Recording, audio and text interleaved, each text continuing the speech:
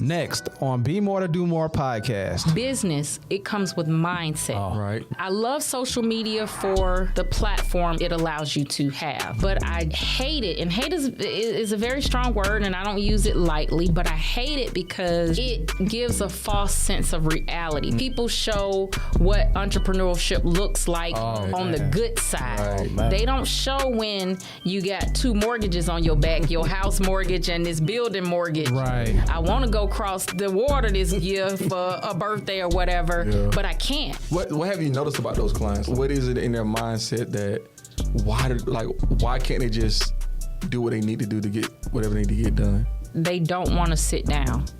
They have to be included in everything.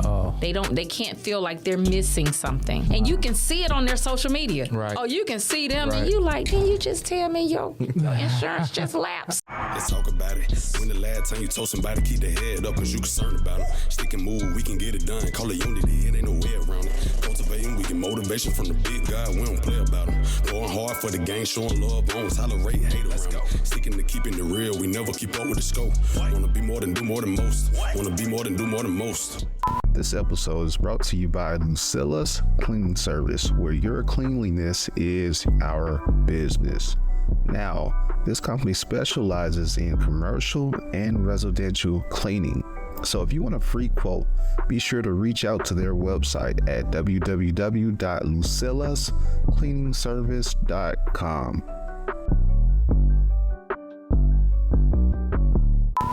What's happening, people? Welcome back to Be More to Do More podcast, where we help you to become the person you need to become to do the things you call to do. Your boy Tone in the building, and Henry Allen Harton, the what? the third. Don't forget the 3. You already know, man. Hey, I kind of slipped. The camera was on her. I was trying to. Hey, we got a surprise guest, man. Look. You guys are in for a treat. We got a coach in the building. Ooh. We got a entrepreneur in the building. Wow. Man, she know about business, credit, man, spiritual. We had a pretty dope conversation even before this podcast, and she owned a building too. I know she's a creative, you know. And reading her bio, a womanpreneur. a woman. I like that. Say it again, bro. Womanpreneur. Man. Come on, man. Come on. But anyway, man, I'm ready to get started, man. We're gonna talk a little bit about her background, her story. She got an awesome story, and just to see her right here doing the things she's doing right now is incredible, a testimony in itself. But let's just get into it, bro. Yeah, You ready? Let's do it. Introducing our guest today, Erica Rogers. How are you? Hello. How are you, Miss Rogers? Hello, I'm well. Thanks for having me. Good. It's good to be here. Now, I know I keep running into you like in various places. Correct. It's weird, man. Look, every time I think I know we was following each other. I was like, I know her. Then I saw her with, Jarvis, and I was like, I know her. Right. You know what I mean? And then somebody else introduced. I said, I know her already. So I know this conversation is destined. You feel me? So I just want to, let's just get into it, Miss Erica, Miss Prep Step. Yes. Tell us a little bit about yourself, please. I'm born and raised here in Atlanta, Scottsdale area to be exact. So I'm born and raised here. Been here pretty much all my life. Okay. Grew up I went to quite a few schools. Okay. Due to me being put into the foster care system at a very young age. So, I started out in Scottsdale. That's why I'm a Grady baby. All right. So my mom's side and my dad's side are both from Scottsdale. Okay, cool. Once I was put into the foster care system, then I ended up going to Chapel Hill Middle, to be exact. And then around maybe 15 or so, my fraternal grandparents got custody of me. Okay. And I ended back up in Scottsdale, which is where I finished high school in Avondale. So, The Avondale. yeah, it no longer exists, but we had some great memories. I made some lifelong friends at Avondale. Look, hey, bro, I was just telling you last podcast when you was asking me about Avondale. I said, I think it's a charter school or something now, bro. Yeah. But welcome. We're happy to have you here. Thank you. And I'm just really looking forward to getting more into your story. So before we get started, go ahead. Before we get started, go ahead. Because I want to know, right? I always like to ask every guest this, right? For you, what made you say yes to doing the Be More to Do More podcast? I'm glad you remember. Because I see what you guys are doing, and I think it's amazing. I think it adds a dope, positive spotlight on Black men in America. You get so many negative undertones with Black men, and you guys are doing something very positive. So why not? Okay, I appreciate that. Man, I love that answer, and that's where we're inspired to do that and to touch other people, but. Today it ain't about us. Yeah, it's about you, right? It's about you. What are you looking to kind of get out of this episode today? Like, what are you looking to, I guess, give our doobies? Doobies. Shout out to our doobies out there. Shout out doobies, man. Doobies. People are out there being more to do more, right? Actually making it happen. So, what are you looking to, I guess, provide today, in a sense? Inspiration. If I had to sum it up in one word, it would be inspiration. To let someone that may need it in this moment know that your current situation doesn't have to be your final situation. It's all about what you do. That's it. Yeah. That's what's up. Okay. So I know you got some questions. Yeah, I got. So you mentioned. All right, so I'm reading. All right, so okay. I know he got We got the formalities out the way now. We got Okay, let's do it. All right, so I was reading your bio, Okay. and you talked about the foster system, and you said this, right? And I'm maybe paraphrasing a little bit, right? You quickly learned that many times your foster home was just a roof where someone got paid a monthly stipend. That would Walk be correct. me through that. Like, walk me through, like, just realizing that and just what it meant for you realizing that. You want the real one? You want the real side, or you want the polished? All side? real. All real. Raw. Okay. Okay. So let's do it. My very first foster home, and the house is still up. I still ride by it every so often, just as I don't know, just to take it all in, right? Mm-hmm. So my very first foster home, well, first when they removed me out of my home, I went to a shelter. I don't know if it's still there, but it used to be a shelter in downtown Stone Mountain. It was an old school. Okay.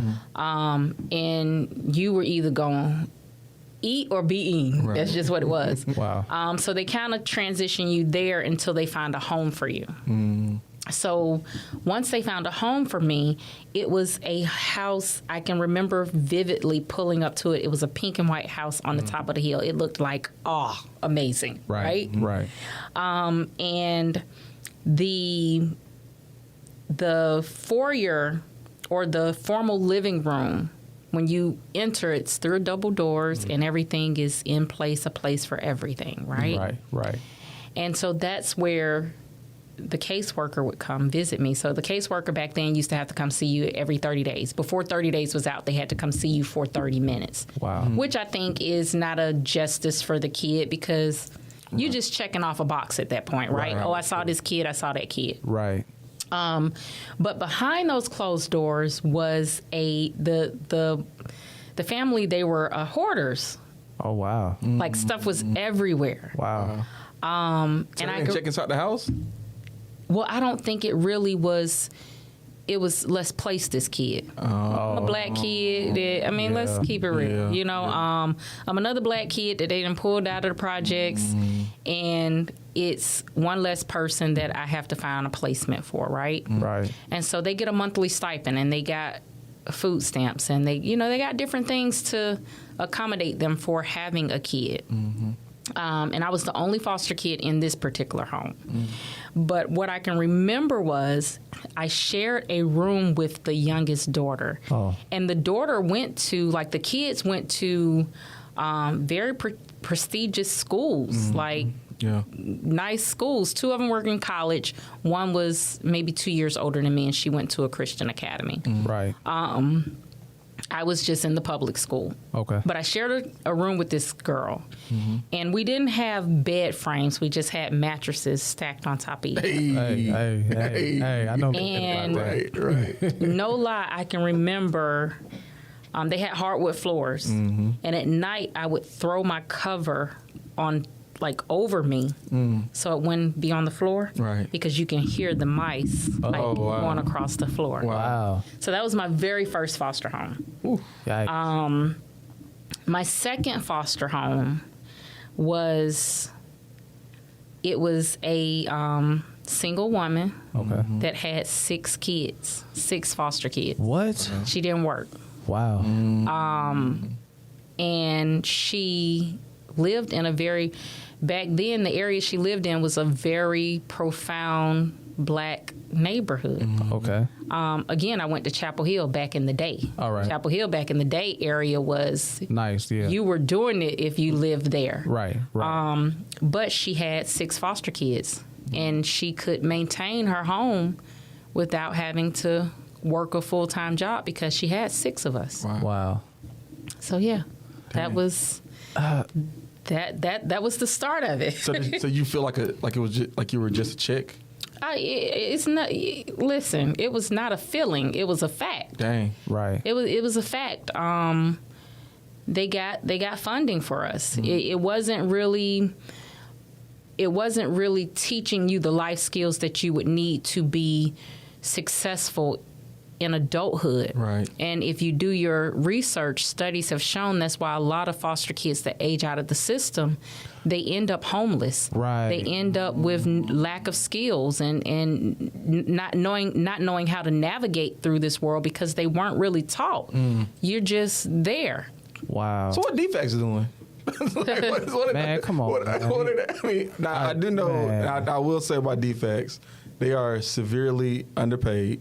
Yeah. And overworked. That's And government. listen, that's the government. Yeah, and now, that's don't government. get me wrong. I learned some great things from my last foster home. I did. Like, I still communicate with her to this day. Now, I didn't like some of the ways she navigated certain things, but she also, I won't take anything from her. She taught me certain things that I would have not learned if I was not with her, as to even just how to keep a house. She taught me those things. Some of those things I thought were extreme back then, Right. but if you ask my son now, they're very much implemented in my household. Right. So it wasn't all bad. I appreciate it because it got me here. Yeah. We went to Avenel. Yes. Shout out to Avenel. Avondale. No longer here, but and I knew kids who were in foster homes, and in that situation, I had a friend who was Okay. in foster home, and man, great heart. You can tell, great heart, but a temper like. You know what I mean? Absolutely. He was ready to ride, man. I love Absolutely. that boy. You know what I mean? But at the end of the day, there are still some things that they battle with, which cause them to not make it to that next step, prep step, bars. Thank you. Look at that. Make it to that next step in life. How did you deal with? So, I know that you were in a kid. You was a kid in a foster home with like maybe 6. You said 6 others, Right. I know there was some unfair treatment, probably in your the first one too. You being the foster kid, and there were probably some unfair treatment, going on. They just probably saw you had this particular perspective of you. How did you deal with that emotionally as a kid? Good question. So to circle back to your friend Right. that had a on the go temper. Right. I've watched over the years. If I compare the guys that I saw grow up in care and the girls, Right. most of the time the girls, in most cases, they grew up in moved on. Right. Right. It broke a lot of the boys. Wow. My brother being one of them. Right. You know, if I'm gonna keep it all the way, 100, it broke a lot of boys, and I can't say why. Yeah.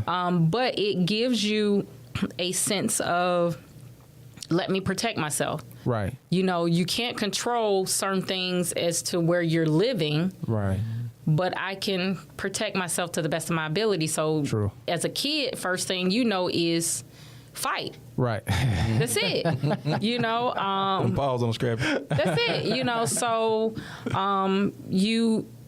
you're out of control of everything. Right. You're not in control of where you live. You're having to go.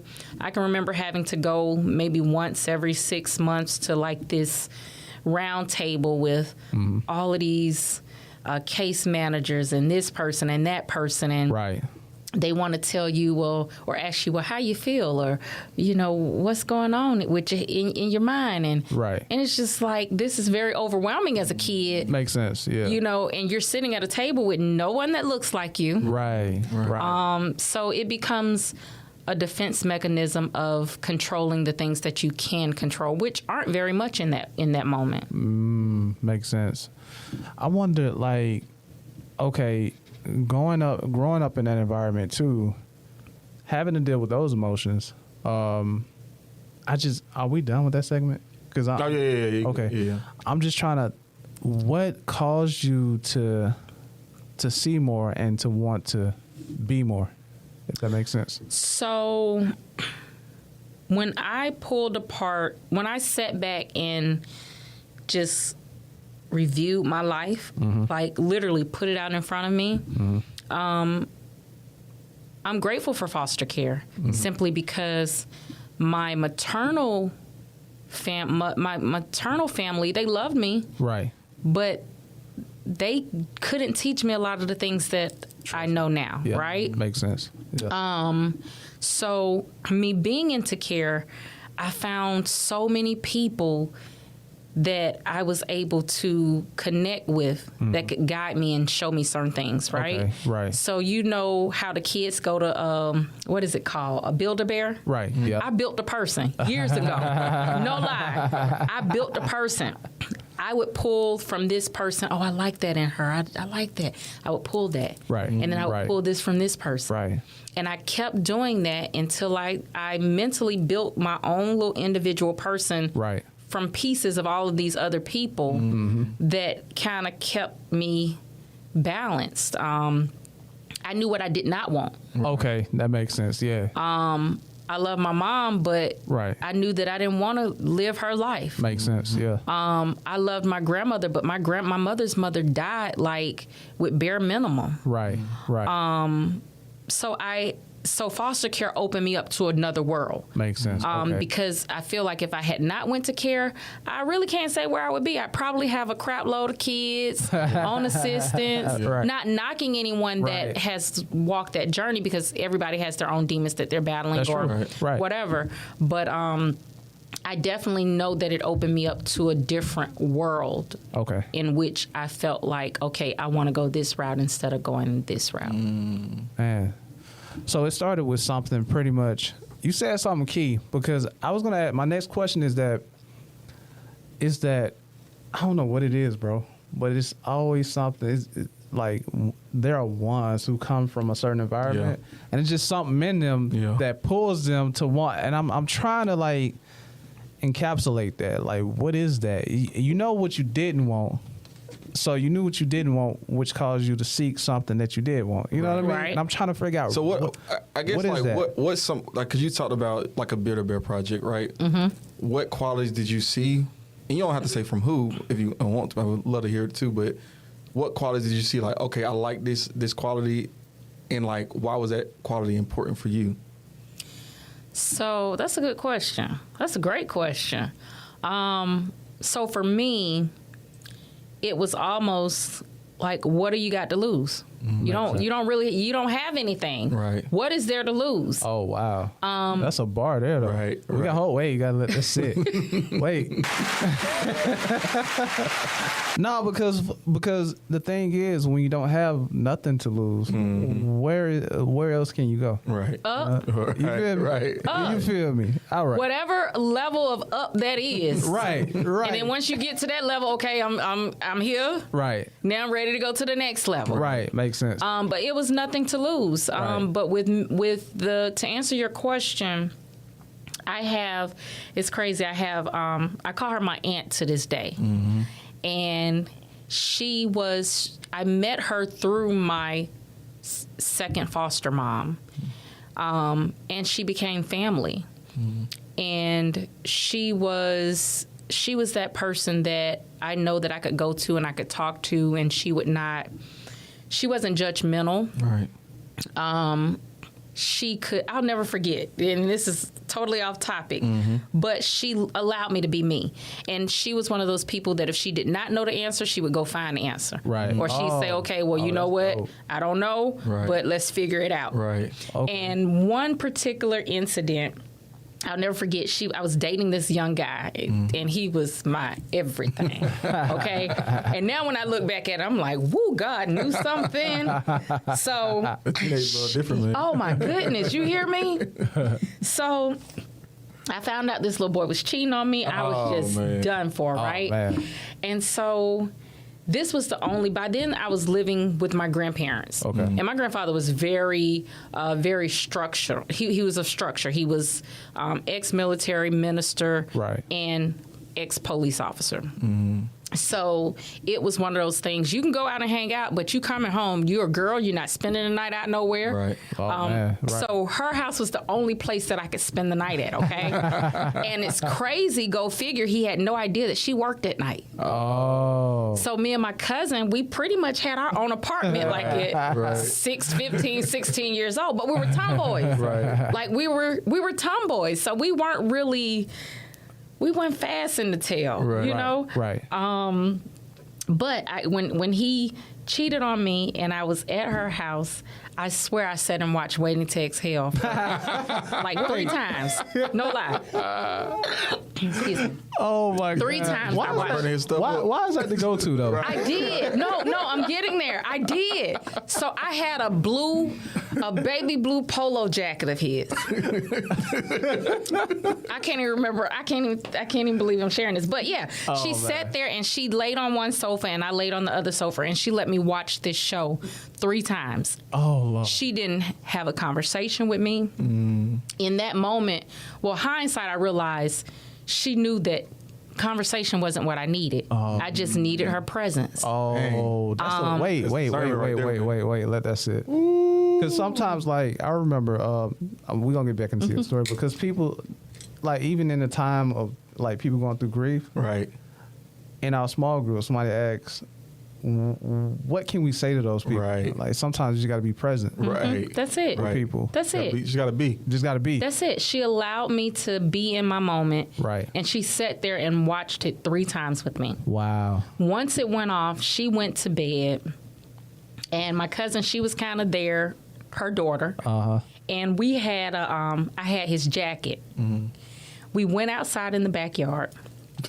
And we set his jacket on fire with some Pam spray. Oh, man. With the Pam. Pam. Oh, man. The Pam spray. Yeah, I know what you're talking about. And so, oil. Is that yeah, canola oil? yeah. And she came to the back door and she looked at us and she said, "Don't burn none down." Oh, And wow. she shut the door and went because she knew she need this. Yeah. So I think that Shout out to Auntie. What? Auntie, listen, Auntie is still present, okay? When I opened my business, my last business, she was there. Yeah. She's still that person, even in retirement, to where I was doing so. Last Christmas, we did a Christmas dinner Okay. for young women that were in foster care, young mothers Wow. that are still in foster care. Okay. So we had a photographer come in. We had it catered. We had gifts. We had a treat. Each one of them got several gifts from up under the tree, as well as their kids. Right. They got to take a real Christmas photo with their kids. That's dope. And we just catered to them. Right. So when I was putting this together, I reached out to her and told her, what I was trying to do and just kind of bouncing ideas.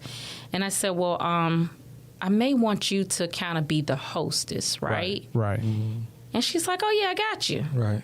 And then she kept calling me, was like, okay, well, I'm going to do this and I'm thinking about doing it. I was like, listen, when I gave it to you, I no longer worried about that part. Right. So I know that if she's in the mix, that's an area that I've moved on. I've given it to you. I know it's gonna do what it's supposed to do. Right. And I'm on to the next thing. Man. So yeah, auntie official. Auntie official. And shout out to waiting to exhale, man. Right.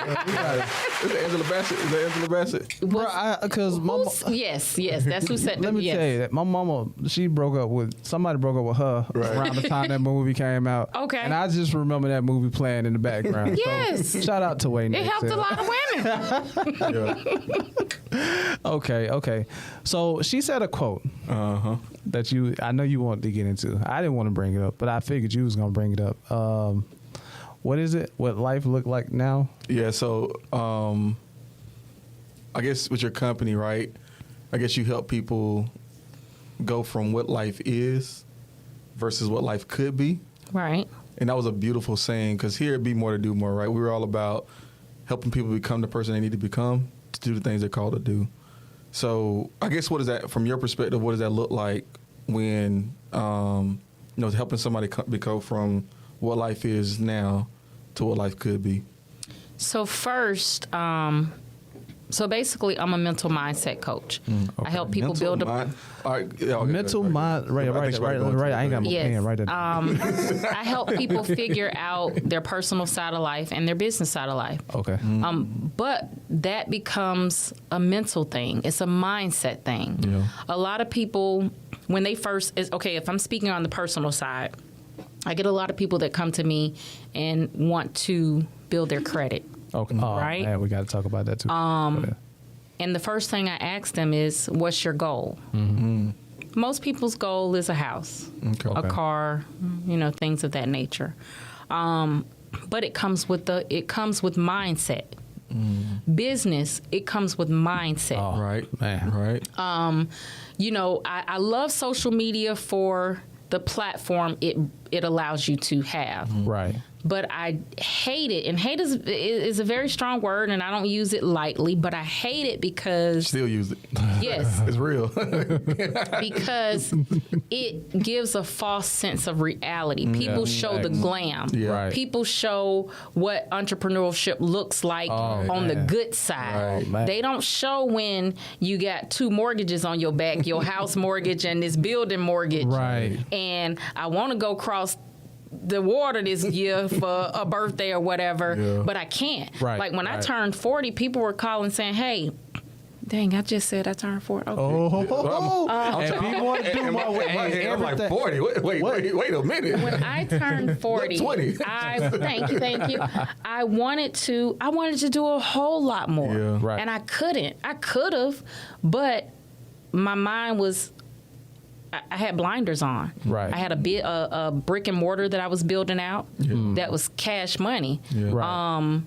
I didn't want to go into the business with a whole lot of debt. Right. So I strategically planned. I didn't do these things because I wanted to do this. Right. So on the business side, that was one of the things that I had to sacrifice. Right. For my last home that I purchased for my 35th birthday. Okay. And in that process, it was, my homegirls would call and be like, hey, let's go do this and let's go kick it. And I'm like, man, look, I can't move. Right. And they're like, oh, no, I got you. No. I know how to sit down. Man. And and so for my 35th birthday, coming from a project kid from Scottsdale, being in foster care, never having, I didn't have parents that could give me a down payment. I didn't, because if I think about it, I got more in my account probably to this day than either one of my parents. Oh, My credit score is higher to this day than either one of my I parents. know where to get along. Go ahead. Right. But what I had to do was I had to sit down. When my birthday approached, I woke up in my new home for my birthday. Coming from a project kid, now I live on a golf course community with my pool in the backyard. Talk about it. Oh. Talk And about so it. I may not be able to. Prep step house. You know, I'm so private. I done had a few people ask me could they use it. I'm like, yeah, no, I'm cool, because the first person tell me something, yeah. And I can remember when I went to the closing table for this house, because again, I never thought. Wait, hold on. Wait, you said 35. Yes. Go, keep talking, man. So this was the last home I purchased. Man, But it was. she talking. Yeah, she talking, man. It was. I can remember when I went to the closing table. Right. And I went by myself. I didn't take anyone with me, because for me, it was for that little girl in me, right? Right. And I can remember some of the items that I took. Now, I took cleaning stuff because I was raised with grandma and grandpa, so no matter how clean it looks, You gotta clean it again. you Right. do your thing, right? She from Scottsdale, bro. I know that. My grandma, to this day. So Oh, go you ahead. clean yourself. Right. I took a bottle of wine, Okay. flute. Okay. I took a speaker, and I went in the house. After I closed, I went to the house, and I poured my wine. I turned the music on, and I danced throughout my entire house. Like I literally, like a little kid, Right. just let loose in my house, because it was an accomplishment for me, right? Right. And then my son had not seen the house. When he first came to the house, and it was so hard to keep it like a secret, Right. like, because I was so excited for me and him. Right. He did not know he had a pool in his backyard Wow. until he walked in with the first box, right? Oh. So he's like, Mom, can I go jump in the morning? And I'm like, Lord, I need to get somebody out here to check it. Now, the pool, crystal blue, okay? Right. Yeah. But again, coming from a project kid, You gotta be all sure. we knew was the gym pool, Yeah. the recreation pool, Yeah, you right? gotta be sure. So I don't know if the chemicals right. Hold up. You know, the mommy in me is like, Right. wait a minute. Right. So then I was like, well, let me get someone out here to check it. So I did not let him jump in, right? And that ate at me all night. So the next morning we got up, and he was like, Mom, can I go jump in, please? And I'm sitting here like, dude, it's September. Like the weather is changing over, and it's morning. Right. You're going to freeze. Right. But Yeah. go ahead. Do your thing. And Playboy. yeah, and you know, so it was not a moment just for him, but it was a moment for me. Yeah. But in order to get there, I had to sit down. I had to put myself around people that knew more than me. And I think that's where a lot of us get sidetracked at. Right. You get intimidated. I've sat in the room with billionaires, okay? Right. I'm talking about Right. good money. Right. And I can hold the best of the best conversation with them Right. to where they know that they don't even know that my account can't even withstand half of their account. Right. But it's about subjecting yourself to uncomfortable moments Oh man. to put yourself in the at the table with people that can help put you in different situations. Right. And I think that that's where a lot of us get lost at, because even in business, as you elevate in business, it gets lonely. Yeah. Yeah, that's true. You start, you battle with certain things because you got these people over here that you grew up with them, you're ride or die, you love them, they love you. Right. You still rock with them, but they're not on the same journey as you are, Yeah, right? That's true. Because you gave up some things. Right. Right. So now you're battling with, okay, do I kick it with them? And yeah, you can still kick it. I still got my friends. When I want to kick crap, Right, I kick it right. with them. Right. But the conversations for me change. Yeah. Makes sense. I don't want to have this type of conversation anymore. I'm more talking about, okay, investments and, Right. how I can build upon the little money that I got. Right, You right, know, I don't want to sit here and talk about stuff that doesn't it's not of relevance to me. That's true. So it's, again, going back to trying to get from where you are to where you're going. Yeah. It takes shifting your mental. Right. And a lot of people don't want to do that. That's dope, man. So I want to make a comparison to the last podcast we did, bro. We talked about Russell. Was it Russ? Not Russ. Russ, yeah. Russ. And he said a statement. What was that lyric? I forgot. I see y'all got skill, but y'all not obsessed. Something But y'all, I see y'all got skills, but y'all not obsessed. Okay. And it hit me like he was qualified to say that. Okay. You know what I mean? Like it has more weight. So now when we look at the quote, having a life, what did she say in her bio? What life is versus what life could be. What life could be. Now this is a testimony of what that is. Right. Because in one instance you was at a certain level, but then you got to another level. You see what I'm saying? Because you saw what you wanted and you went for it. So with that being said, and you being Prep Step life coach Erica Rogers, I want to know some of the tools that you give your clients concerning that when it comes to that type of thing. Because I'm coach me. Yeah. Help your boy Cool. from Scottsdale. Because you know we got issues. Right. No, don't All right, say that. Don't help say your boy. that. I was playing. So, I am not the typical coach. Okay. One of the things, so I do an intake form. Okay. And over the years, I've learned that everybody's not coachable, yeah, and I'm okay with that. Right. I've canceled a couple of memberships because I'm like, yeah, because I'm really big on my peace, Makes sense. my energy. Right. But I'm not your typical coach. Okay. One of the things I tell them at the beginning is all of our conversations are not going to be good conversations. Oh man.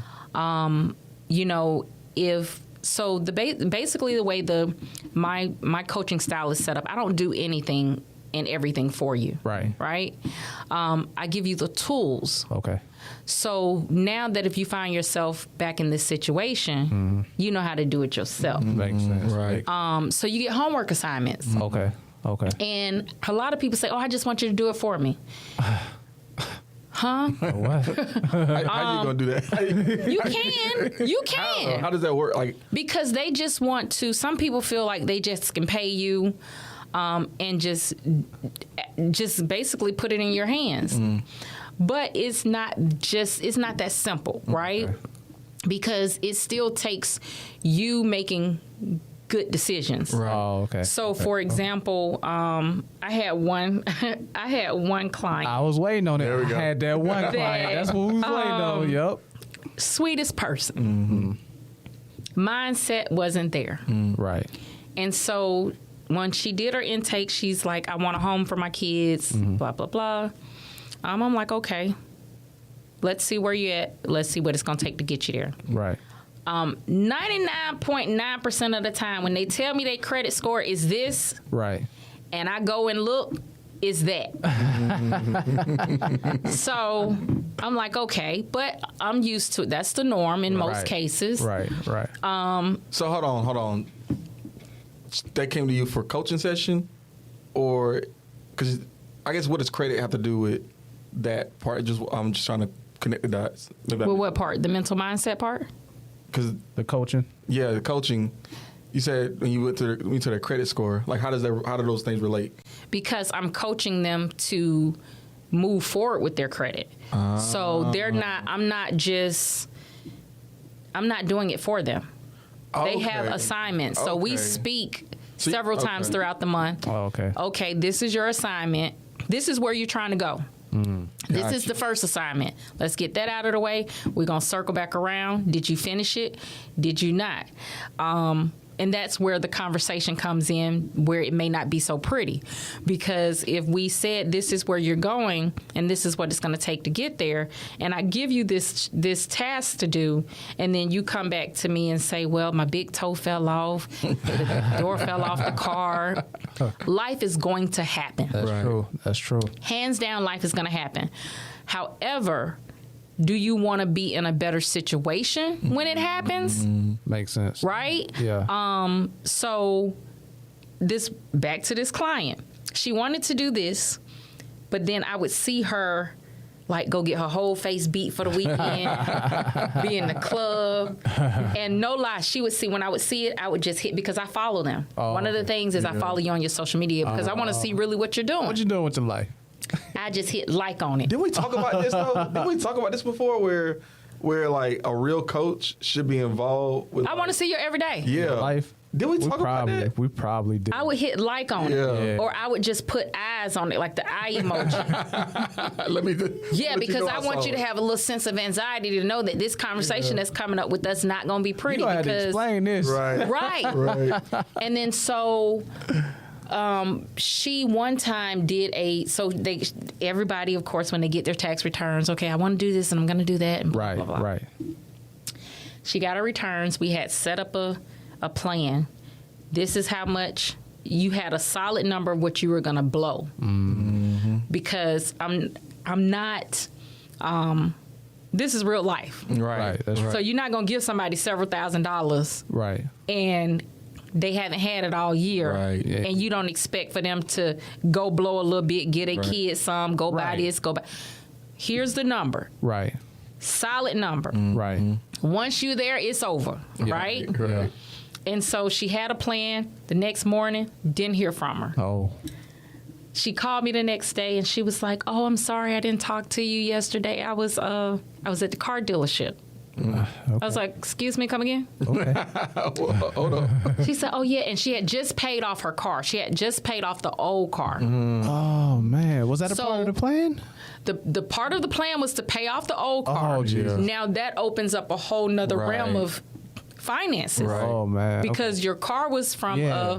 buy here, pay here. So, interest is crazy. ridiculous. Yeah. It's okay. Part of the plan, we're going to pay this car off. Now that opens up $700-800 for you. A month. Yeah. Now we can start really Right. doing some things, right? Right. She said, "I just got another car and I gave my daughter the old car." Now, the daughter's not, I don't think the daughter was really at that moment doing anything where she just had to have the car. Makes right? sense. But as a parent, you want to give your kids something. I get that. Yeah. So I said, "Send me the contract." No. I said, "What's the interest rate?" "You know what? I don't even know." "Excuse me?" Dang. I said, and wait, it was so funny that work, because but nothing. when I was talking to her, I was in the nail shop. Oh Jesus. I said, "Send me the contract." No, send me your location. She sent me the contract. Uh-huh. And I can remember looking at it, and I said to her, "Let me call you back because Oh man. Oh. right now, if I say what I want to say, it's going to be totally out of line." It's gonna cut. Yeah, it's not gonna cut right. And it was, the interest rate was almost the same. She was paying double for the car. So Yeah. what the car was, what they had, the price tag on the car, the interest rate was pretty much the same amount Yeah, that's crazy. as the price tag that they had on the car. Gotta step back into- you gotta step And I back was into it. I was so hurt. Wow. And that was when I realized that it's okay to part ways with a client. a client. Oh Jesus. That would have hurt my feelings too. Yeah, it's because it takes energy from you. You got to understand. Yeah. I have so I only take a certain amount of clients because I want to be able to give them my full attention, right? Right. But I still have my life too. Mm-hmm. But what happens is, so say for example, Mondays. Mondays are my days where if I can work from my home office, I work from my home office. Don't leave it all. Sometimes I'll go and switch it up and work from my studio office, Right, but it's an office day. Right. And if I've set up my calls for my clients, right? I will set up a call. We'll be on one call. This person is going to be at a different level Right. than the next person. Right. Makes sense. So if you do 8 of those today, back to back, Right. That's that pulls a lot of energy out of you. That's a lot. Because you have to shift your focused based on the mindset of the client that you're talking to in the moment. Because you got to get in the mud with them. One person you can say do A, B, C, and they know where they're trying to go. They know what it's going to take to get there. They just need somebody to kind of hold their hand, but they get it done. Right. Them the easy ones. Right. They just haven't had anyone around them to really show them. Right. True. But then you got some that you say walk straight, they gonna turn left every time. And you like, what is happening here? Oh man. Right. So, What have you noticed about those clients? So that those clients that Mindset. that left. mindset. Yeah, but like, what is it in their mindset that why can't they just do what they need to do to get whatever they need to get done? Because most people don't in that mindset, they don't want to sit down. They have to be included in everything. Oh. They can't feel like they're missing something. Oh, okay. Okay. Oh. They're constantly moving. And you can see it on their social media. Right. Oh, you can see them Right. and you like, can you just tell me your insurance just lapsed? You know. And they can't help because they can't help but post it. Right. Right, Like they're addicted because to that too. it's an They addiction. know you looking. Yeah. But they still gonna It's post. just- It's Dang. it's a character. What we say? So how do you get people out of that? Like, or is there a way to get someone out of that? You can only coach them. You can only give them tools for their tool belt to use, but they have to apply them. If they're not ready, then it's not gonna change. They have to want it bad. Yeah. You have to be, I believe in you having to truly be tired of your current situation. That's true. Yeah. If you're not tired, if you're okay with living with somebody and, having a room in a house, not knocking nobody that's there. I'm not saying that. Right. What I'm saying is to want more, you have to do more. That's true. You just have to. You're going to have to miss some of the fun. Right. Right. You're going to have to be okay with not being invited because you're not the fun friend no more. Right. You're the friend that always want to talk about what's the next step. Yeah. Right. Business. Yeah. I'm a true Virgo to heart. Okay. And if you know a Virgo, you know that if we give you some advice, we truly love you. Now, I will say that our delivery My is wife. not always the best. Our delivery is not always the best. But if we share this with you, we truly care, because if we don't care, you could be sitting right in front of us and it's like you're a ghost. Yeah. Right. But I am that friend. I can't be a superficial friend. Makes sense. I can't be the friend that just shows up and, get on Instagram and lives with you and kick it like everything's fine. But I know that you haven't paid your bill. Right. And we having this conversation, so I know that you haven't. Right. I'm that friend that says, okay, let's sit down, let's figure out a budget, what you got coming in, what you got going out. Right. I got this deep freezer, there's meetings in here, and we going to bust it down the middle. Your household takes some, mine takes some. Right. And that give you a little time to figure out, at least you ain't got to worry about a grocery bill right now. Right. Now, let's cry today and pour some wine, and then tomorrow let's figure out a Let's figure it plan out. as to what's going to get you to the next level. I'm that friend. And I've walked away from friendships based on it. Man. Because it's like you can be a superficial friend, but then you're not being true to yourself. Right. And I could not be true to myself. That's true. 'Cause that's gonna cause your peace, right? Yeah. Yeah. I'm noticing that. I'm learning from that myself. You have to have you got peace. to. You got to. Especially when you are elevating in your business realm of life. Right. Right. You can't allow things to tug at you that don't you have to be very unapologetic about the people that you keep around you. That's true. Including loved ones. I think that was one of my biggest things. Yes. I felt guilty about their family. So let's pause there. Let's talk about that guilt. Okay. What are some of the things you do to overcome that? Because I think I'm dealing with that right now. So what is some of the things or some of the tools? that Be you do? okay with not being okay. Okay. It's going to put you in an uncomfortable situation. I think I'm avoiding the guilt versus the situation. Well, here's the thing. As you continue to elevate, right, you will have family members, and let's go back. Most of the time, if you're moving the way you're moving in business, it didn't just happen overnight. Right. You've been on this journey for a long time. Mm-hmm. You've always been that person in most cases that people feel like they can go to. Right? Right. All right. For sure. Yeah. Yeah. And so what I had to realize is it would be people that would come to me for advice or to help them with a situation. And I'm up at night trying to figure out, okay, how to make this work. Right. And they somewhere just living their best life. Chilling. And they come back for a free pass. Right. Yeah. So you have to be okay. Here's my thing. Before I let you come move with me, I'll give you a couple of dollars to go get a hotel. Right. Because I ain't gonna help you move. I need a couple of dollars to move. I ain't finna help you move. But it's okay to help someone that you see that's going towards the steps to help themselves, right? That's real. But in most cases, let's be real. Most of the people that come to you for the help, they haven't done the necessary work first. Facts. Definitely facts. So now it's going to build a wedge between your relationship because you didn't gave them something that you could have been putting towards something else and you didn't see them do anything with it. Wow. Dang. One thing my grandfather taught me years ago is if you cannot afford to let someone have it, you don't have it to allow them to borrow. Oh, bars. You don't. Bars. She spin bars. You have to be. You just have to be okay. Right. With knowing that no is a complete sentence. Yeah. I just heard that. Yeah. No is actually a complete sentence. That's true. That's biblical too. Either yay or nay. And be okay with it. Yeah, that's true. You're not gonna always be in the best light with people. Right. You know, people are gonna say things about you. Right.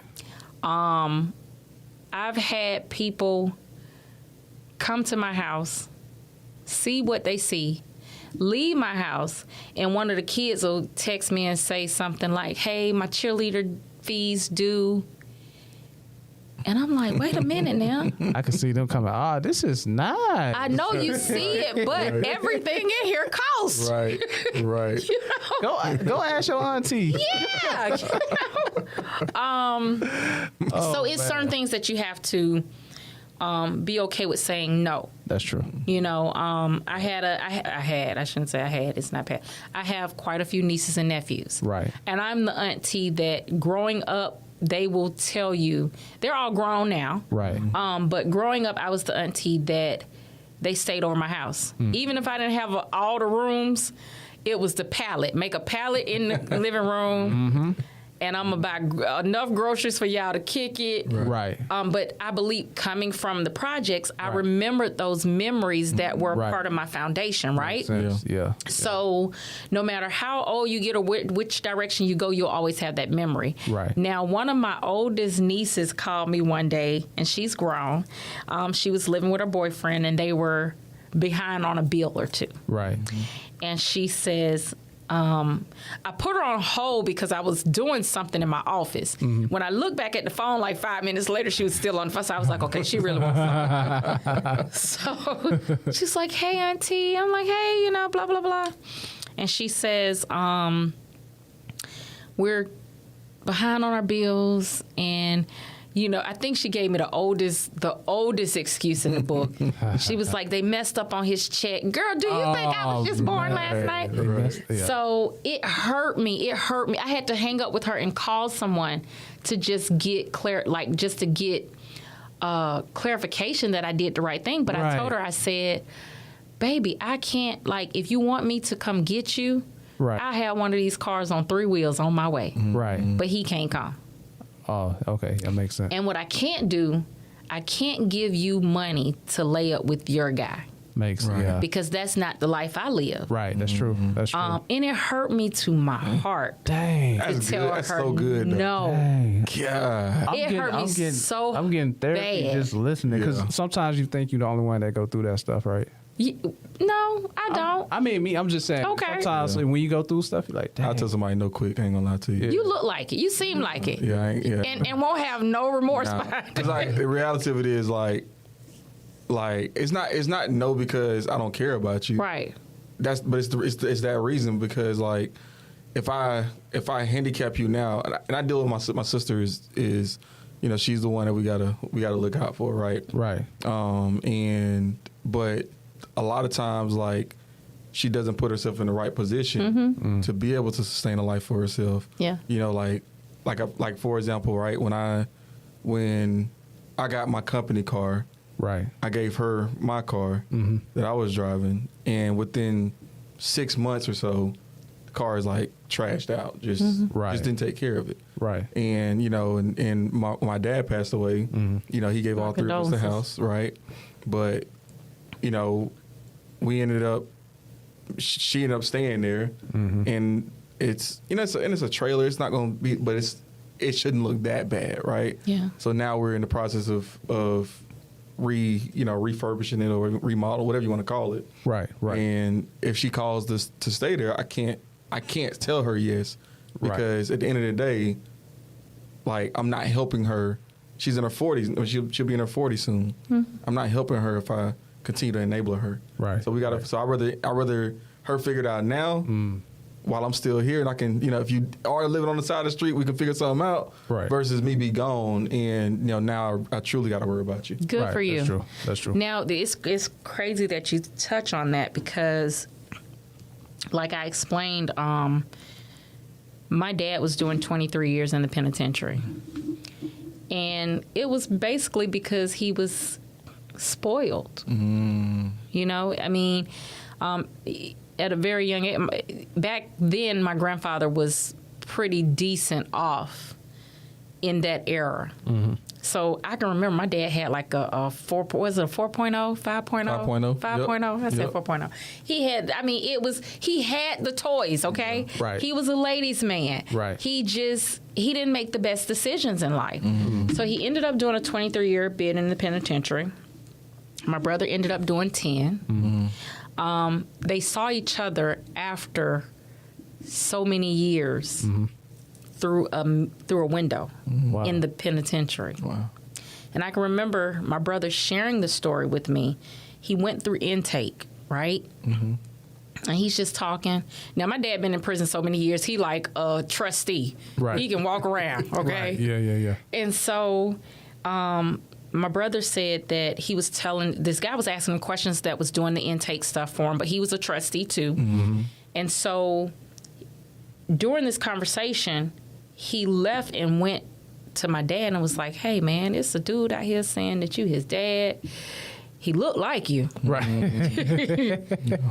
And my dad said when he came around the corner, it was like the weight of the world hit him because he was looking, it was like he was looking through a mirror. Wow. But he was looking through a window Wow. of his firstborn child Wow. behind the same prison wall. That's a story. So my grandparents, so to give you a little history of how I broke into the credit, how I started learning about credit. Yeah, I want to. Yeah. It was through my grandfather, Okay. right? My grandfather was a person that when I moved out of the house, if I borrowed money, I paid it back. Right. So when I would write my bills out, Right. if I borrowed $100, if I couldn't bring anything but $25 back, it was something, right? Right. So that was his first way of kind of showing me credit. Makes sense. When I hit 18, the day after Christmas, Right. I was pissed, okay? Because for Christmas, I got an alarm clock. Right. And I was like, y'all tripping. So the day after Christmas, my grandfather... Right. The day after Christmas, my grandfather woke me up. He said, get up. You got about 20 minutes to be in the car. I'm like, where I'm going? The Virgo. I'm like, I ain't never had to go to the store with y'all. Why I'm going today? Because I'm still upset, okay? Right. I ain't getting no money, no nothing. So he takes me, him and my grandmother takes me to North Lake Mall. This is when North Lake Mall was like... Fire. And he said, you can get anything in here that you want, Right. that you think you want. After this, nothing else will be given. Oh. And We went through Macy's. Can you take me to a car dealership? I got a car. But we went through Macy's, and this is when the bubble jackets were. Yeah. And it was like a $250 polo bubble jacket that was reversible. Right. I was like, oh, I want it. And I was like, but I don't want this to be the only thing. Right. He was like I said, you can get whatever you think you want, what you want. And they let me, I can remember us all having bags, taking them to the car, putting them in there, going back in the store. Right. After that, nothing else was given, right? Oh, he let you get like more than one thing. Yeah, whatever I wanted. Out that entire mall. Shoot. Whatever. Grandpa was And so balling he like said that. to me, he said, here's the thing. As you become into adulthood, don't get caught up in these, his exact words were these white holidays. Wow. Christmas, Valentine's Day, blah, blah, blah. He's like, the thing about it is, if you have good credit, you can wake up any day Facts. and it can be a holiday. Right. And so after that, nothing else is given, okay? Right. And hindsight, I didn't realize what he was doing, but my grandmother was 20 years younger than my grandfather. Okay. Okay? I grew up in a very old-fashioned, traditional household where my grandfather did everything financially and my grandmother did everything in the house. Right. Right.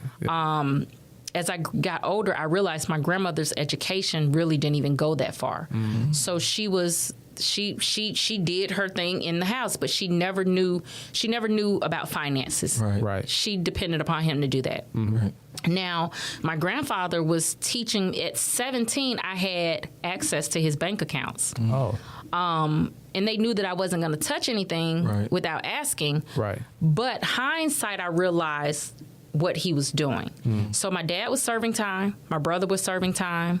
I was really the only one left to make sure my grandmother lived a quality of the same life. Makes sense. After he was gone, right? I see. And so if I don't make her used to this type of money, she's going to blow it. Wow. Wow. So shout out to the original prep step. No, I'm saying He was OG prep step. Right. He was definitely prepping He was, you. yeah. Yeah. So come on now. when he passed away, Wow. well, let me back up. Before he passed away, months before he passed away, again, I grew up in an old-fashioned household. He sat at the top of the head of the table for dinner, right? Uh-huh. So I had moved out, lived on my own, had a kid at this point, but I would come check on them. Like I would just stop by. Right. And I saw him sitting at the top of the table, which it didn't spark me to be, weird, because this was where he did his bills and stuff. Right. And he was putting stuff in manila envelopes. Didn't pay no attention. Right. After he passed, I moved back home because my grandmother was heartbroken. Like she was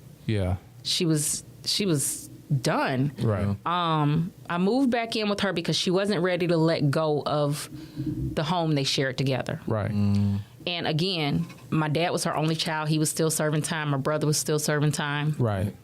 And about a month in, I was like, okay, you got to sit down and start filtering through this stuff, or stuff is going to get turned off. Right. Right. Right? Now, they own their home. They own properties. And so I waited till everybody was sleeping. It was maybe like 2-something in the morning. I go and I start rambling through stuff. And he had set aside, in those folders, he had put everything. So this deed to this house and everything that was associated to it. This life insurance policy and everything that was associated to it. Wow. This to this property, everything he had put together for me. And that's when I first broke down. Like that's when I first had a moment, because I had been on go making sure she was okay. I had not mourned. Right. That's when I mourned, because it was like, okay, he knew I was going to be left with this. Wow. Right? So he left. So my grandmother, her lifestyle never changed. Even when we moved, he had policies that we didn't even know about. And when I was coming up, he would say, your right hand, just because you get married, your right hand don't always have to know what your left hand doing. That don't mean you don't love them. But seriously. So he had policies that we didn't know about. So my grandmother people would say, when we made their home rental property, because she said that the memories were overwhelming. Right. And I got another home, and she lived with me, and we rented that space out. Man, y'all hear this? Wait, she Right, giving game. She right, giving game. right. Go ahead. Yeah, we turned it into rental property. Right. Yeah. I used to tell people, she just stay here. Right. She carry her own weight, like, because my grandfather had set her up. Right. But at the same time, he had set me up to where I was familiar. I was used to the money. Right. So not saying that he lived a glamorous life, but he didn't. They didn't want for anything. You know how to use it. So I too. knew how to use it. Yeah. It was yeah. crazy because he had took a small mortgage out up against the house. Wow. Okay. Real small mortgage. Okay. But he was the only one. She was on the deed, Right. but he was the only one on the mortgage. On the mortgage. That makes sense. So they would not. Wait. I don't get it yet. No. I'm on the way. Wait. Okay. So the debt is only on him, not her. Right. But she owned the house. Right. Go ahead. So, but Oh. she didn't have credit Oh, okay. because he did everything financially. Oh, makes sense. Her credit wasn't bad, but it didn't have. So what people don't realize is credit is you got to score. Okay. But lenders look at the quality of your credit. Right. Does it balance? Like, meaning, okay, you got a mortgage here, you got an auto loan here, you got. I hate department cards. That's the worst thing you can have. But they look at the quality of your lines of credit. So she didn't have a lot of line of credit, right? So the mortgage company would take the small payment that I was making on the loan, but they wouldn't talk to me Right. as to the entails on the loan because technically he was the only one on the loan. Yeah. Right. So for like 3 years, I paid a high interest Right. because we couldn't do anything with her credit. I had to build her credit. Makes sense. So I brought her into my credit union. Right. I built her credit up, and then we pulled it out, paid the loan off, and was done with it. Right. But she was, she when she died, she had no debt. Wow. She had no debt. He set it up to where if they get behind on the loan, I know Erica not gonna let it go in default. Right. But it won't affect my wife. Her. Yeah, it won't affect her. When Smart. my grandmother passed, I brought my dad and my brother to the table. They're home now. My dad had gotten married. Okay. I brought them to the table and I said, hey, this is what's left. Basically, really was the house, the family house. Makes sense. Now, this is where it gets very, and this goes back to the family thing. Right. Okay. My dad I remember my dad being my superhero as a little girl. Right. So even as an adult with a child, that's when I picked my dad up from the train station, Right. 5 Point train station. Right. My son, when my dad went to prison, I was 7. When my dad came home, my son was in the back seat. He was 7. Oh, wow. So when he came home, that little girl side of me still just wanted my dad. I didn't want anything from you. I just wanted my dad. Right. Right.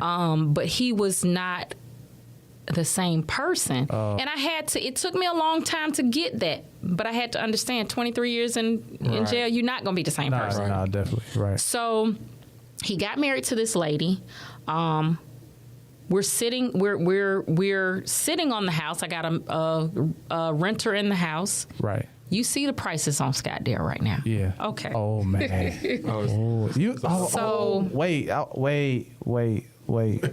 Wait.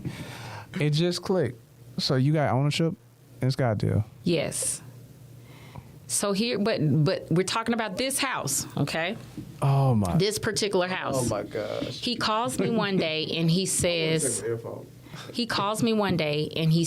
to me, everything was hindsight.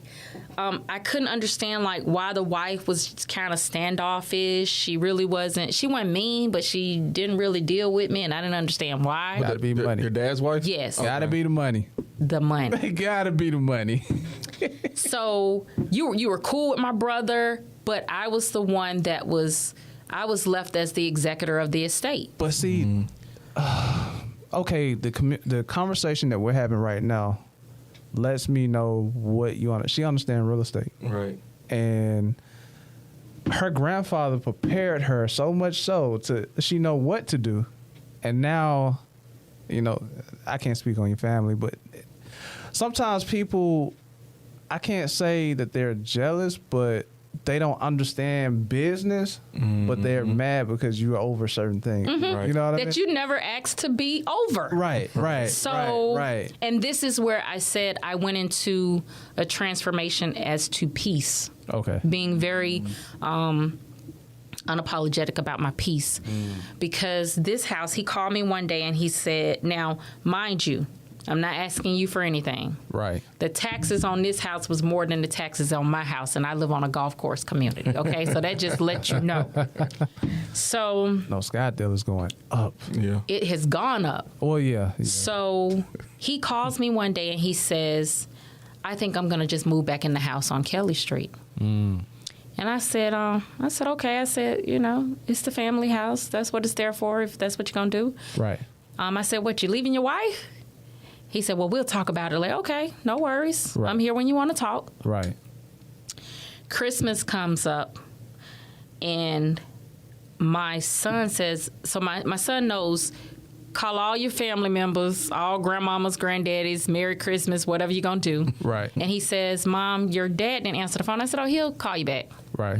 The very next morning, about 3 o'clock in the morning, I got a text message from him. No, let me back up. You changed your number first. Right. When I'm looking for you, so I pull up on one of his friends that's in the neighborhood. Right. And he calls me baby girl. He's like, oh, hey, baby girl, how you doing? I'm like, I'm looking for my dad. Right. He's like, oh, well, he got his number changed. He told me not to give it to nobody. I'm like, huh? And it hit me. Right. But at the same time, I'm like, okay, your loyalty lies with your friend. Right. So he calls him. Right. And he's like, hey, baby girl is out here. Can I give her the number? He says yes. Right. I call him like, hey, I've been trying to check on you because last thing we talked about was you were about to leave your wife. Right. Oh, I thought I sent you the number. No, sir, you didn't. Right. Again, the little girl side of me wants to believe, oh, he don't understand how to work phones. Right. Right. Overshadowing the logical, intelligent Right. adult that I am, Right. okay? What it really is, yeah. Right. Right. So the day after Christmas, I get a text message, and he texts me and says, the house is now in my name. The tenant has 30 days to vacate. Wow. So I'm like it blew me. So I call it, and I'm like, hey, you know, this is what I just got. She's like, I don't know what's going on. So I process it. Now, one thing I tell people that they have to do, more so in the black community, have your paperwork in place. Right. Wills are hard to talk about, Yeah. but they are necessary. Right. I would even say in today's age, have a trust in place. You need a trust. I was You need gonna a trust. Wills are tough in court, but trust They more, are. Yeah. They are. Yeah. So let's break that down, right? Trust versus a will, right? Because there's a lot of people that probably watch us that they've heard of a will, they have no idea what a trust is. So a trust is basically set up to where with the will, you can contest it more so than a trust. A trust, I say, put your assets in a trust. Like for myself, my son will have a trust to where you can borrow against that trust. You don't have to go to the bank and say, I need a $30,000 loan. You can borrow against the items that your parents have put into this trust for you. Whereas a will, like I said, there are holes poked in wills, right? So with this will situation, when I went to the courthouse, let me back up. I was taught to have those hard conversations. So the will was there, the executor of state was there, all of that stuff was in place, but I had not put it on file. And that's where I messed up at. Dang. And it was a lesson. It was a hard lesson for me, but I had not put the will on file. So when I went to the courthouse, he had did a quit claim deed. A quick claim. He had did a quit claim deed. How could he do that? Because he was the only surviving child. Oh snap! I forgot about that. He was on paper. He was the only surviving your child. grandmother just passed. Right. Yeah. So my grandfather left everything to his wife. I was the executor of his estate, but he left me that way, knowing that she's not gone. And that's by law. Like how assets travel if you don't have a trust. Right. Yeah. Oh. So he put himself as the only surviving kid, which he was. Right. Okay. So when he did the quit claim deed, he did not only quit claim it to himself, but he quit claimed 50-50 to the wife. I'm sitting here looking at the paperwork. I'm like, I had to do it. So Wow. again, I'm battling the little girl in me up against the woman in me, right? Wow. So I put everything on file. Like, of course, I had to spend a couple of dollars to put everything on file to where anybody that went to look at this house to possibly want to buy it, they can see, okay, it's some stuff going on with this. We don't want to get into it. Oh, you what you call that? I know what you're talking about. They call it something. So basically, I literally went to the clerk's office and had them put the deed, the will with the deed. Oh, okay. So now you're saying, wait a minute, it's a quit claim that was just done on it, but it's a will been done years ago. Something's not right. Right. Okay. So now I have to get an attorney involved, right?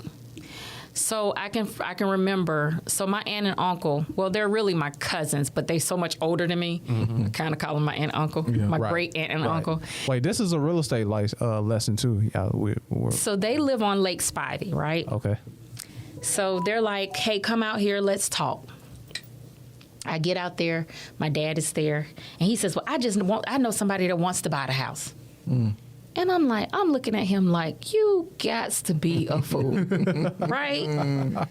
So I said, listen, again, the little girl, and on my way there, I prayed. And I said, God, because you got to be mindful. In my mind, my grandfather's my dad. Right. For real. Yeah. So I said, God, whatever happens, don't allow me to be disrespectful. Because when I walk away, I want to walk away and never have to go back and say, I apologize for how I spoke to you, even though I still stand on what I stood on. Right. So when I get there, we're sitting just like this, to be exact. My aunt there, my dad there, I'm here. And he's like, I know somebody want to buy the house.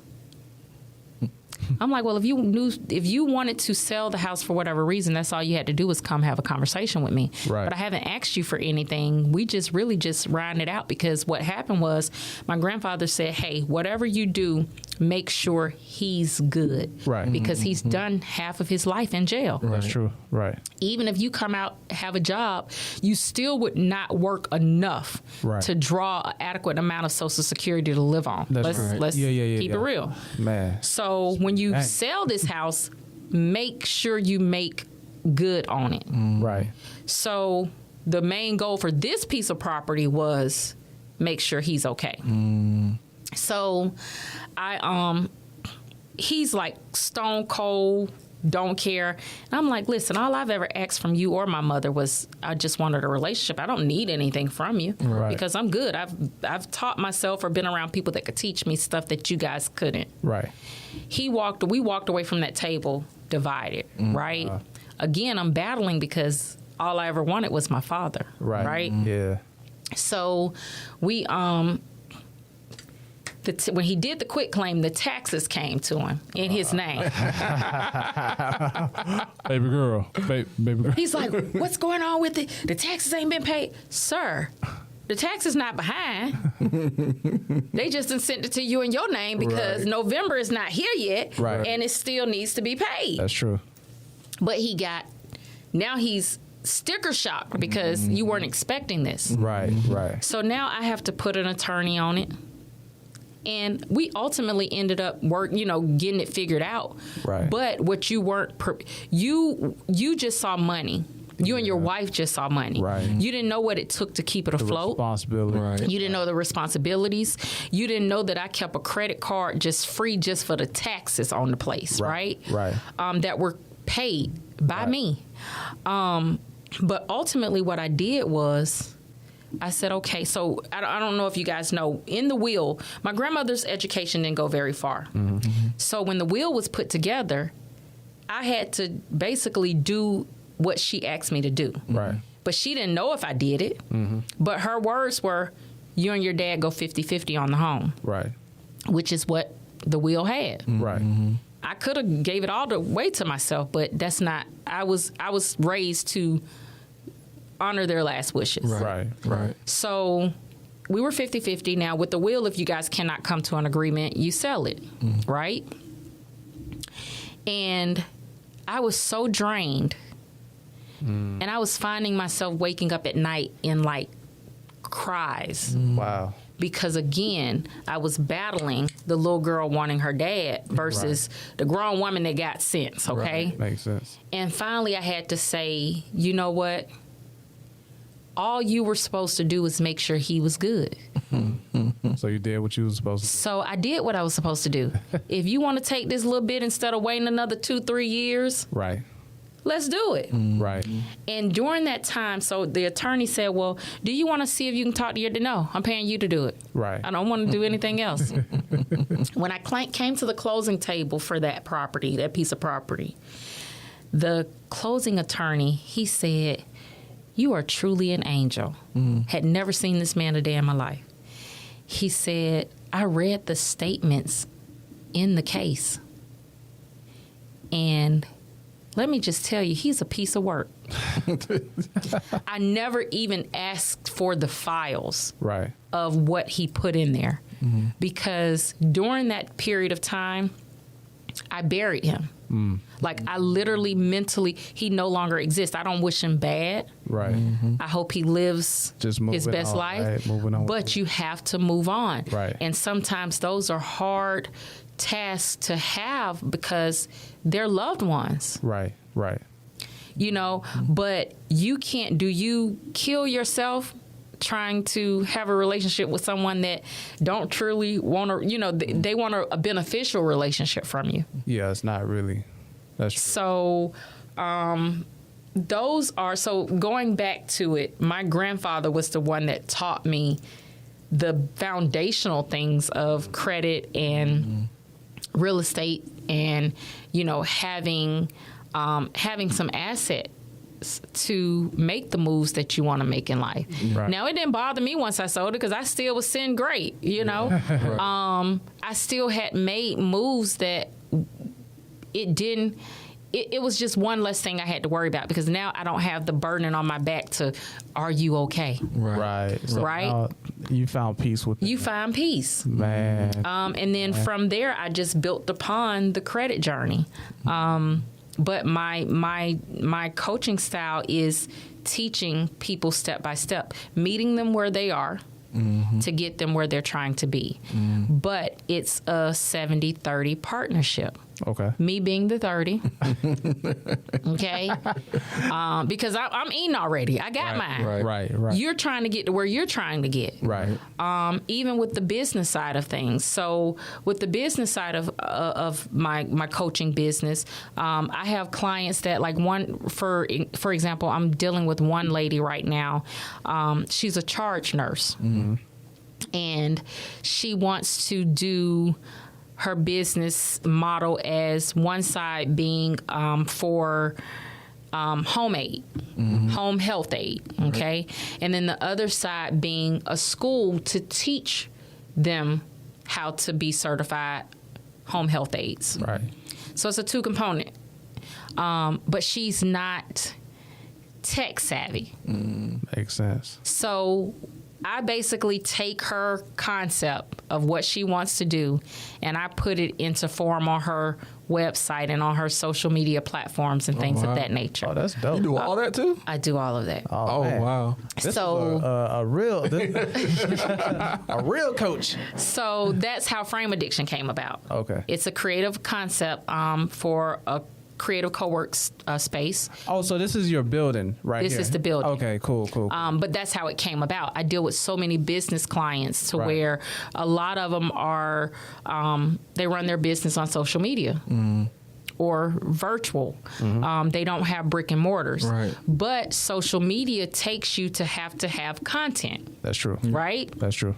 So with this model, this brick and mortar, you're able to come in with as a co-work space member, use it throughout the week to create your content, have your business meetings, have whatever type of events that you need to have, and on the weekends you can build out and have your conferences and things of that nature. So that's how Frame Addiction came about. Okay. And is this a subscription or you pay monthly? You pay monthly. Okay. You pay monthly. Okay, cool. And then we're now building different components where we have people come in. We just did our first women's, no shade to the men. Man.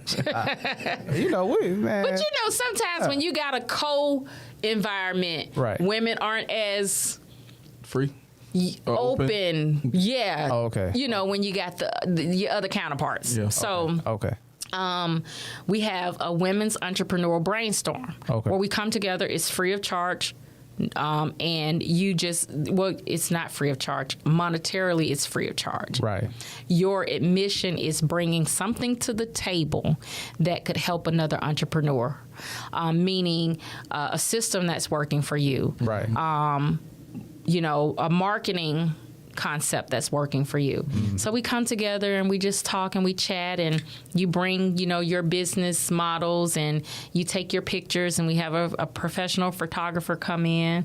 We might have a glass of wine here and there, So yeah, that's how Frame Addictions came about. Wow. It was based off of prep steps and the coaching business. That's what's up, man. It seems like we're vertically integrated. As Nipsey would say, right, man, we are running out of time. You need your own podcast. But okay, we'll get into that. Right. You heard the sigh? And it's so many. It's almost like I know I do, but do I have the time? Do I have the time? Yeah. And that's one of the things. I would love to do it. I just don't have the time to do all of this that comes along with it. If I had someone that I would love to be on a platform. Yeah. Right. But I can't do the editing.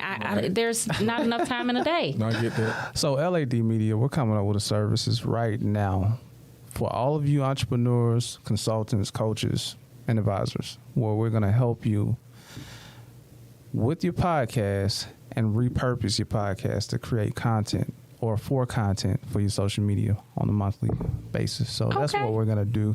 I like we're formulating everything right now. So you and I, we can chop it up. Yeah. You can come in as one of the, what they call beta. Okay, I'm with that. I'm with that. And then, figure some things out, and then, we can go from there. Let's do it. But I just want to, what's your handle? How can people reach out to you, and how can they get to your what is it, the name of your building again? The Frame Addiction. Frame Addiction. So tell us about where they can find you, and then how can they reach out about these services? Yes. So Frame Addiction, it's based off of, people say, how did it come Frame Addiction?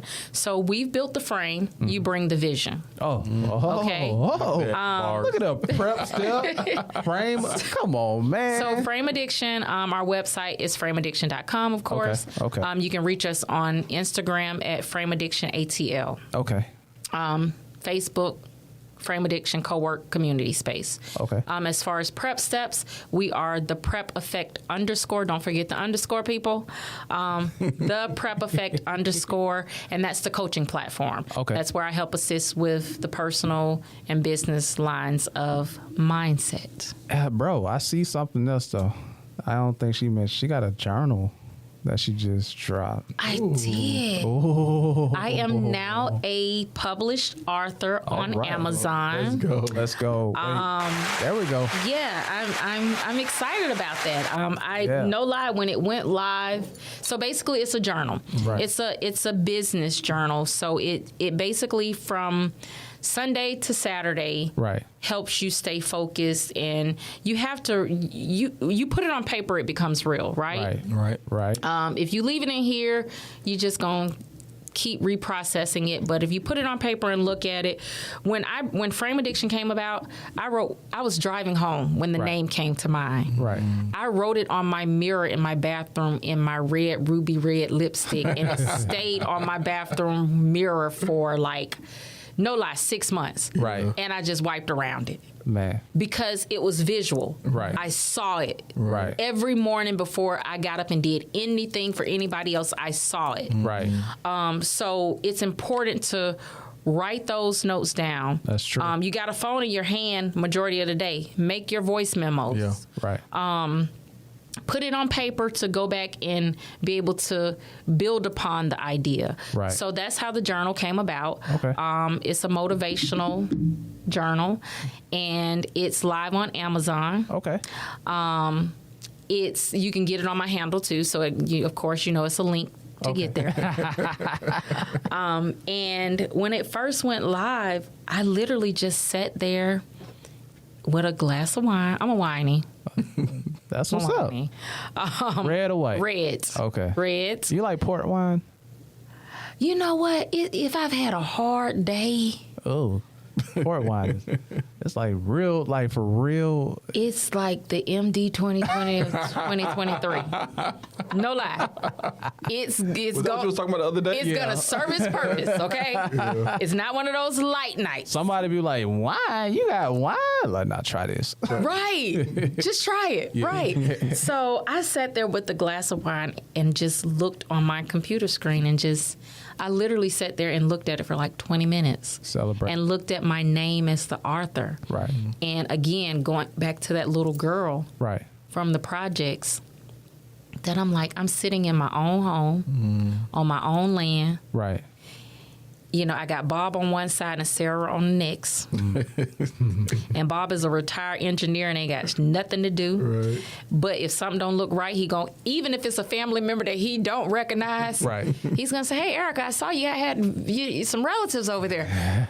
You want that type of. Right, You get to an age you want that neighbor. That's true. For That's sure. true. For sure. But Bob, even with him, even though we several different walks of life, Right. retired engineer just bought him a Lamborghini. Oh, man. Living life. Living life. Okay? Living life. But when he catch you in the yard and want to talk to you, he gonna drop a gem or two. Right. And he don't even know it. Right. So that goes back to just putting yourself around people that can help elevate you. Right. So I'm a published author. I'm excited. And again, I came from nothing, so it's no reason to be scared about where I'm going. Right. Yeah. Let's go, man. Yeah, Let's get that's it. it. Let's I got get it. 2 last questions. I Okay. got 100. Really, I got like 10, but we got Yeah, time. we man, there's so many questions I got. But go ahead. So here at Be More to Do More, we also do a lyric of the week. Okay, let's do it. Let's go. Oh, we forgot about the lyric. How do we do that? I mean, it was We such a just- good conversation. Yeah. Right. And so this lyric comes from Sauce Walker. Not sure if you heard of Sauce Walker, right? But Ghetto Gospel. And he says, "I went from crumbs to bricks. It made me fit. My body became immune to the things that made me quit." So when you hear those words, what does that mean to you? I think for me, those lyrics would mean you initially start to move in a manner based off of your environment in which you came from, right? And a lot of times it starts from desperation. And so that's how a lot of young men in the Black communities make the wrong decisions in the beginning because they are just trying to survive, right? As you continue to elevate and try to grow in certain, so to take it back to me, I came from nothing. Right. I saw the people that genuinely loved me didn't have anything. So now if they can't teach it to me, how do I get it? Right. It's putting myself around people that can help show me. And my hunger to have more was greater than my fear of the unknown. Oh man, that's Bars. dope. That's real. That's real. And so Bars. did I answer that for you? That was great. Nah, Okay. we love that. Yeah. That was great. Last question. Okay. I already know what question this is. I really want to say it just to show that I know it, but Let's see if you know it. Nah, go ahead, man. No, Do go it. ahead. Nah, go ahead. Go ahead. I'm gonna say it like Henry. Okay, we know you've made it to a place. Okay. You made it to a place in life where you wasn't before. Okay. What do you have to give up? This is how Henry was said. What do you have to give up to get to that next level in life as a leader? Did I say it right? Was that it? That was good enough. Being comfortable. You You have to be okay with being in uncomfortable moments. okay. Because as long as you're comfortable, you can't grow. You can't elevate. Yeah. Makes sense. Yeah. Being okay, being uncomfortable. Was this uncomfortable for you today? Yeah, a little bit. A little bit. A little bit. A little bit. Now she Because about to start on show, Right, man. right. You know what I mean? Prep yeah, step because I'm not a Erica. transparent person. I'm not when I messaged you to follow up, I was like, you know what? If I don't hear from him, it's okay.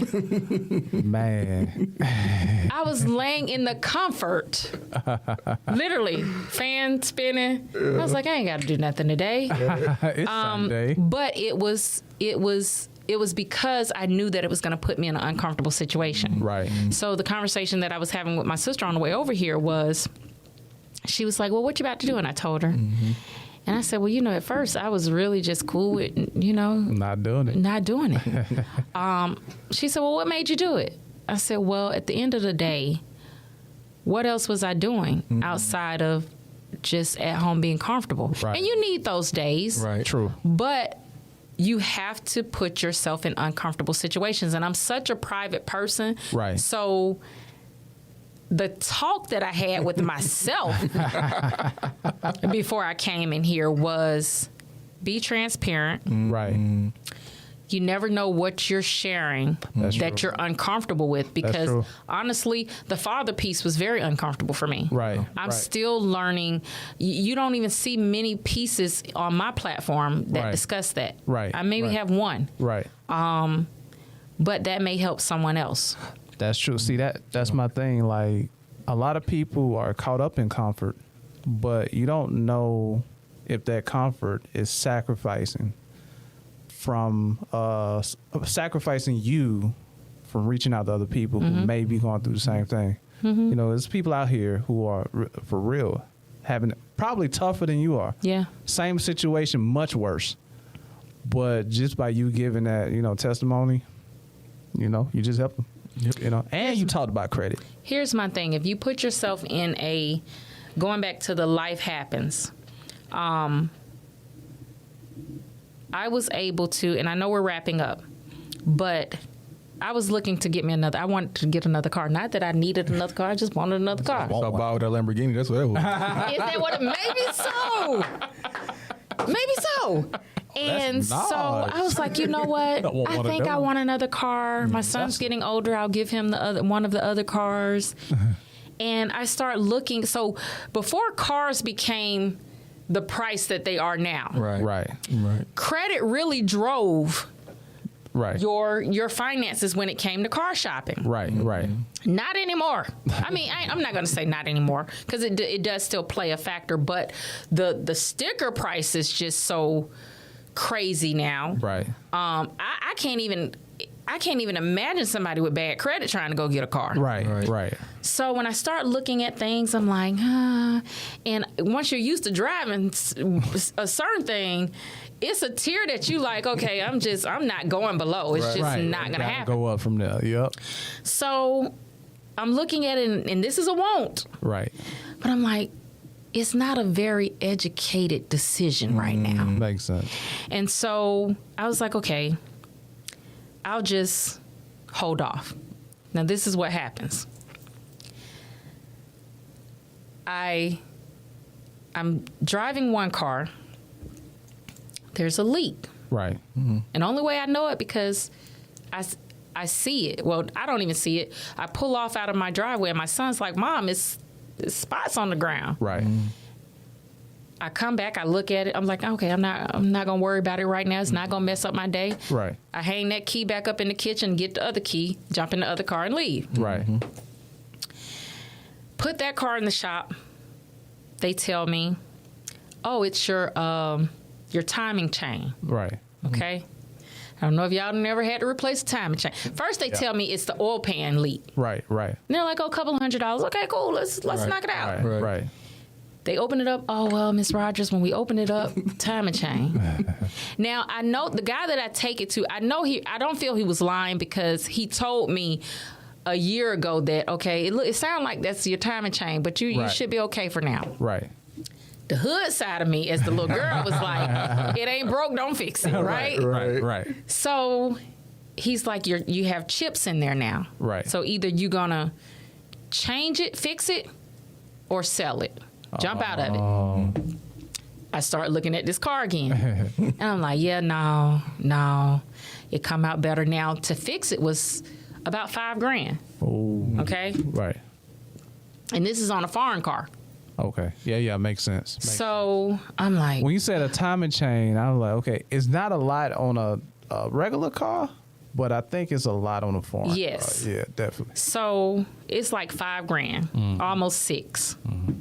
And so I'm like, okay, let's go ahead and do it. No, I'm lying. I said, let me think about this. Right. I'm headed somewhere in my everyday car. A guy hit his brakes. I run into the back of him. Total that car. Wow. So I'm like, okay, now it's really what you gonna do. Right. So I'm looking at this new car and I'm like, and I decide to go ahead and get the timing chain fixed. Right. Now, the difference between life happening and you in a good situation and life happening and you're not in a good situation financially is where this comes into play. I was able to drop it on a credit card, right? And then now I had another credit card that had a couple of dollars on it because of the studio. Right. Because you remember I told you I did the build out without having to really go up against a loan. Right. Yeah. So I'm like, okay, what am I going to do? Well, what I did was I did a balance transfer. I opened up me a new card because I knew I could get it because 0% interest rate. 18 months balance transfer and we're going to bust it down like that, right? But if my credit was not good, Right. You couldn't. I couldn't have done it. Right. So now I got several $1,000s on a new line of credit where I done took these two cards, rolled them into one. Now I got one monthly payment, no interest on it. So now I got 18 months to bust this number down, and everything that's going to this account is principal. Right. Those are the things. Life is going to happen, but you can use your credit to make sure it softens the blow. Boom.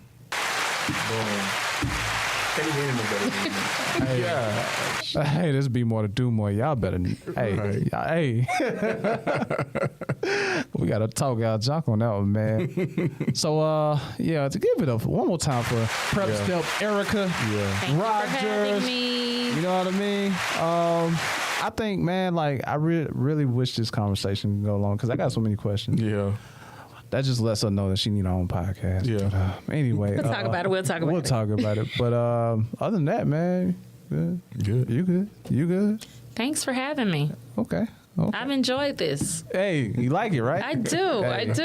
I do. I'm a little shiny. It's okay. It's okay. Well, y'all be sure to like, subscribe, share this information, download, and hit the bell. Hit the bell. Hit the bell. Hit the bell. Look, I got 3 people. Look, 2 people. Hit the bell, man. Y'all hit the bell, man. And let's get the information out of here, man. We good? Last time you told somebody, keep their head up, cause you concerned about them. Stick and move, we can get it done. Call it unity, it ain't no way around it. Cultivating, we get motivation from the big guy, we don't play about them. Going hard for the game, showing love, always tolerate.